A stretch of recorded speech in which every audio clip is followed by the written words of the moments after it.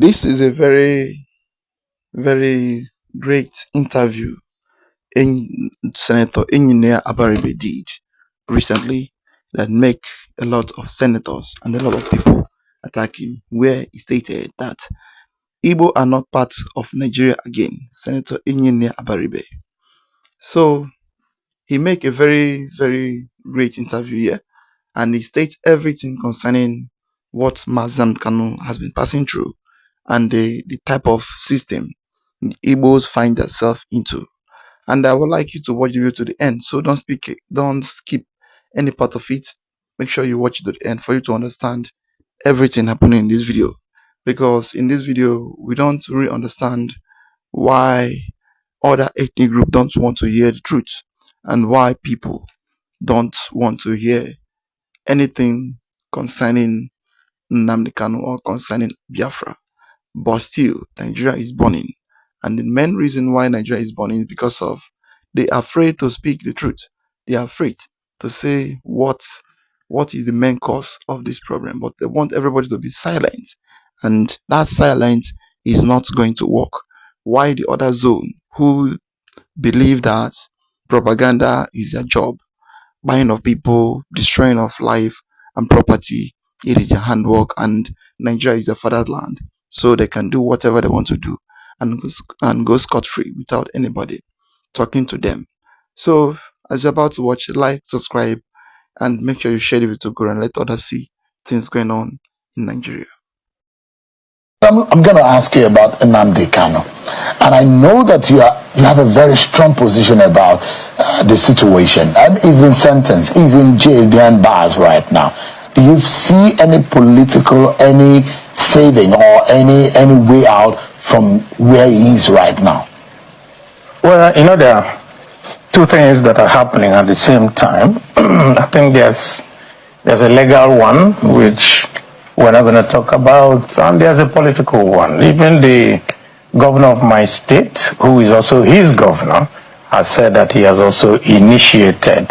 And those of us too who are in the political scene, we're also doing our best politically to see that we can get him. But there's something we must always state about Nnamdi Kanu's case. Granted, they found him guilty in a court, competent jurisdiction. But the question is, why in Nigeria do we have two separate ways of dealing with people accused of the same thing? You see, part of this agitation, every time they say, oh, Igbos, they're always complaining, people in Nigeria. No, it is because they see unequal treatment. Well, Senator, you see government people talking with the real terrorists who are killing people. But then, oh, it's Nnamdi Kanu, throw him in jail, let him not. I mean, it is this unequal treatment that we are telling the government. You swore an oath to treat every citizen equally. Tell me what Senator Ndi Igbo had said wrongly in this video that made people to start going after him. No, tell me what he has said wrongly. And that is why I tell you that Nigeria cannot move forward. You know why? Because we have so many hypocrites in Nigeria. We have so many people who do not live by fact or believe what is happening. Instead, they speak, they act according to what they will gain or the tribe they come from. Oh yes, they talk, they speak according to probably what they have gained or what they will gain afterward. They do not believe in fact. It is no longer news. It is not a surprising thing. It is not something new, even to unborn babies, that the Igbos are being marginalized in Nigeria. Where do we start? From judgment, from justice, from getting justice. An Hausa man, a Yoruba man, or even a Fulani man, a non-state actor, will commit a crime in Nigeria. He might be pardoned, but you as an Igbo person, go and commit that same crime and know whether you'll be pardoned or you'll get justice. Go and do it. So you see, things are not the same. It seems that there is a different law for the Igbos and a different law for the other part of Nigeria. It is very clear. Now, Senator Ndi Igbo said it plump and plain that we, the Igbos, are being marginalized. But you know what? There's a video I saw on the internet space in the National Assembly. Somebody, a man from the north, is saying that Senator Ndi Igbo is supposed to be behind bars now for speaking in favor of Mazen Nnamdi Kanu. Yes, somebody said it. In fact, let me show you the video. I see somebody as a Berebe who is the leader in the Senate championing that, yes, there are many flaws. He bailed Kanu Nnamdi. During the NSAS, we knew what happened. He was the one, Kanu was the one who was asking for the head of Tinubu, destroy this, destroy that in this nation. But we have allowed him. You know what happened? You know what happened to Ndume. Ndume for bailing Mana was taken to prison for not producing. But we allowed this man to go as a position person, and that ordinarily for failing to produce Kanu Nnamdi, he should be in prison. Did you hear that? Meanwhile, we have people like Sheikh Gumi and the rest of them. Sheikh Gumi has said that he's the father of banditry. He is the speaker or the negotiator or the mouthpiece of terrorism or terrorists in Nigeria. Yes, Sheikh Gumi is there patrolling, being guarded by the Nigerian police. Sheikh Gumi's bodyguard, most of them are Nigerian police. Meanwhile, somebody, a senator that stood up to speak about his brother that is getting injustice in a country, somebody opened his mouth and said that he should be behind bars. You see? So tell me how you will clearly define this, if not being marginalized. Tell me how. Well, I want to stop here, but I want to plead with you to please do well to listen to Senator Ndi Igbo. This was an interview he granted just like 48 hours ago, and he said a lot of things. Please, I beg you to listen to him. Then you do well to drop your comment in the comment section. My question in this video is this: you watching this, do you think that the Igbos are being marginalized, or do you think that they are just making mouth? Because a lot of things has been happening. Maybe in my next video, I'm going to bring for you videos of people that come out to condemn or to speak against Ndi Igbo. But you watching this, what do you make of it? Do well to drop your comment in the comment section. But please, I beg you to listen to Ndi Igbo when he speaks. President Bola Tinubu was a man alone at a particular time in this country, in the Southwest. And he fought, he stayed, and he reorganized, and eventually got the Southwest, got all the other players, and now today he's president. He never followed orders to go to the other party.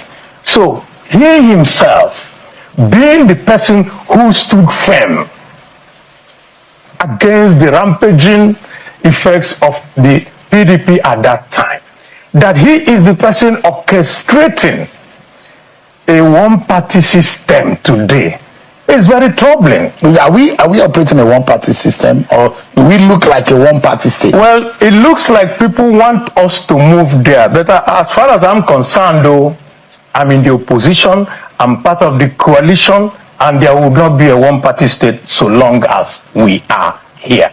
And we're all here. And we are all mobilizing, and we are going to face the APC head on. Is there really opposition in this country at the moment? Well, let me just say this. There is opposition, just that it's weak. All that the opposition needs to do today is to do exactly what President Tinubu did. Come together with others, vary your differences, work harmoniously, have a unity of purpose. And what is that unity of purpose? Liberate Nigerians from this constricting APC government. That is what they need to do. It's unfortunate that we got to this point, but it's salvageable. But you are a minority of the minority in the National Assembly. Unlike before. No, there is minority.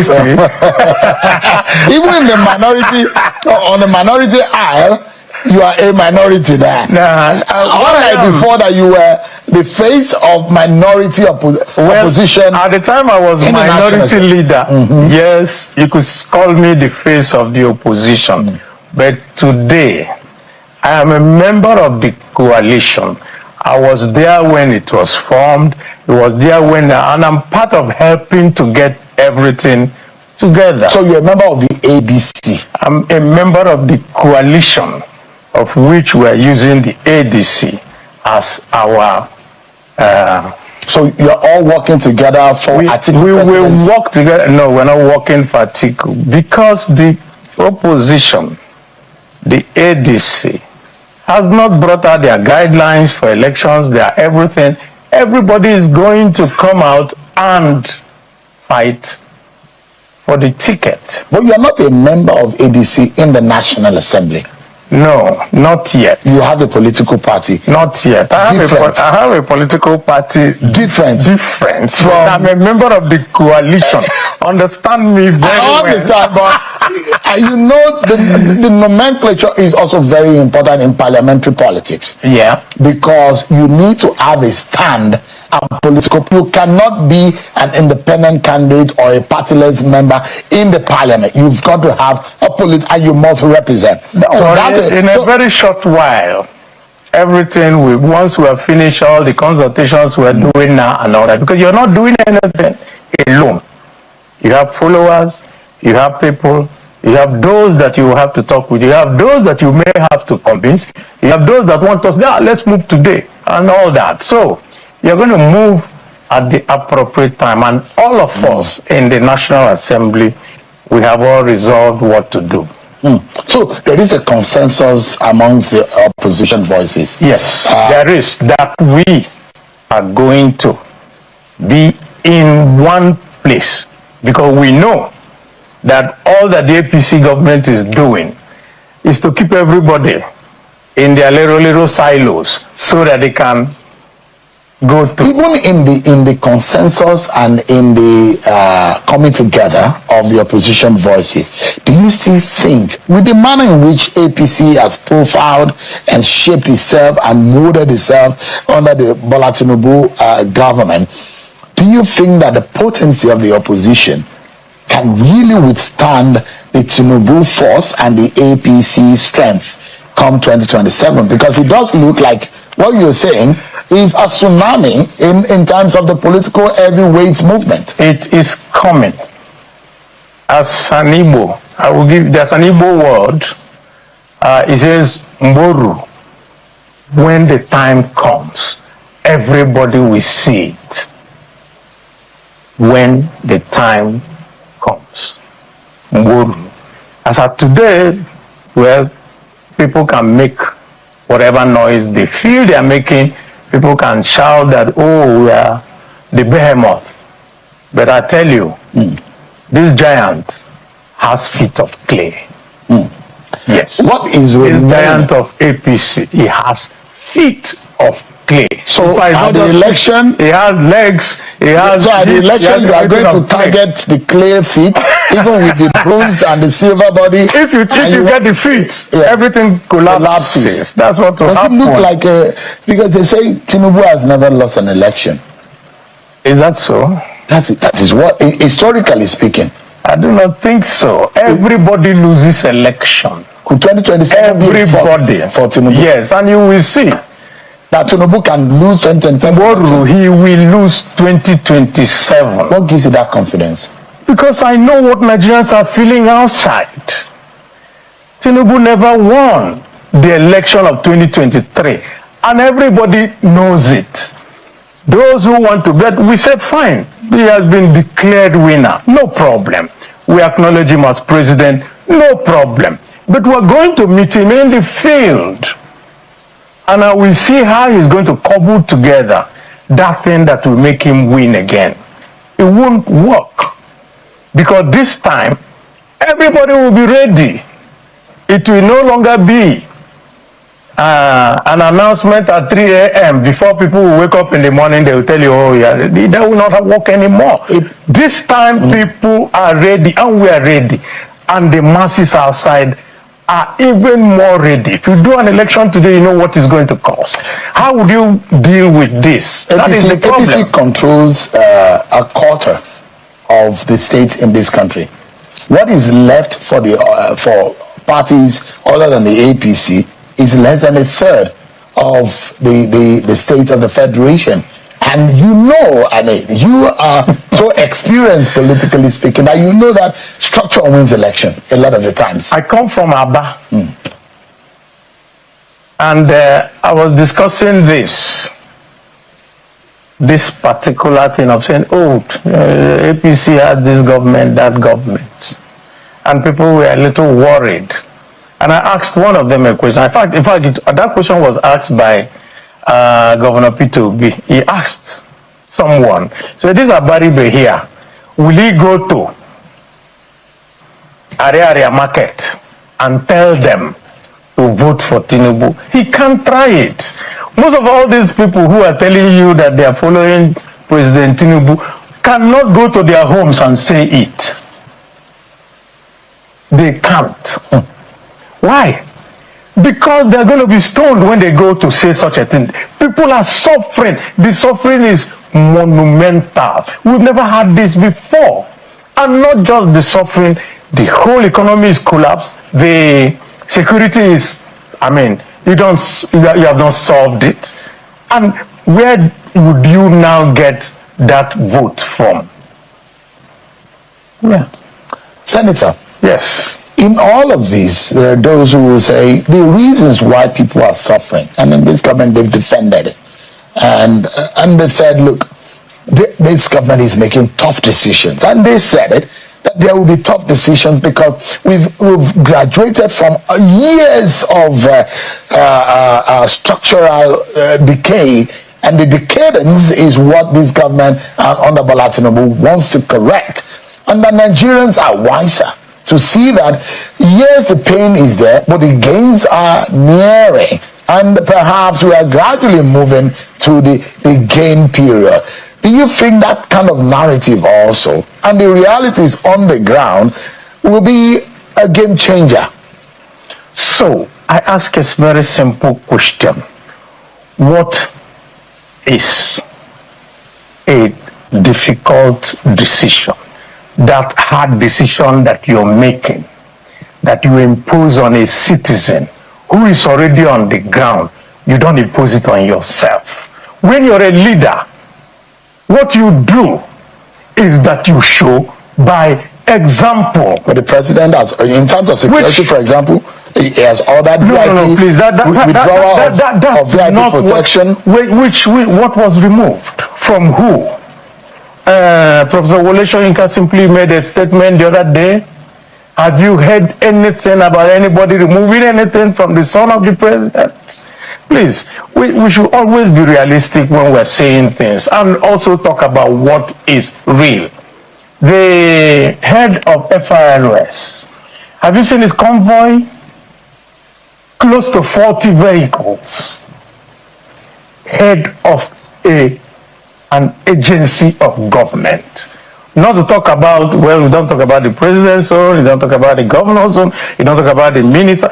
What exactly are you imposing on people you're not imposing on yourself? I'm only saying, leadership demands that thing that you want people to take, that you have to impose it on yourself. You have to cut the cost of governance. You have the cost of all this flamboyance everywhere. When you do that, then the people will believe in you. When you don't do it, how do you expect the people to believe that you actually mean what you are telling the public? Oh, you must do that. Oh, you must do that. You ask the public to, cut their coat according to their cloth. That's what you tell them.